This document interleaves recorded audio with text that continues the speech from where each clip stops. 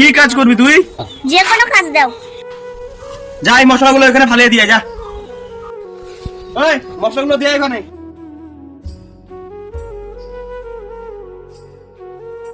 যা দিয়ে আয়। দাদা এগুলো আমি কাজ করতে পারবো না, এগুলো আমাকে খুব কষ্ট লাগছে। কি রে ভাই, তুই বলে কাজ করবি, কর কর। এখনই কি হলো? এখনো তো অনেক কিছু বাকি আছে করা। না আমি কাজ করবো না, আমি পড়াশোনাই করবো। আমি তো বলেছিলাম 24 ঘন্টায় আমি 500 টাকা ইনকাম করব, কিন্তু আমি 500 টাকাও রোজগার করতে পারলাম না।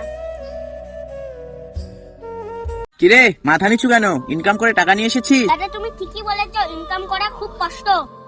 দাদা তুমি ঠিকই বলেছো, ইনকাম করা খুব কষ্ট। আমি ভেবেছিলাম টাকা ইনকাম করা খুব সহজ। এখন তাহলে বুঝতে পেরেছিস টাকা ইনকাম করা কত কষ্ট।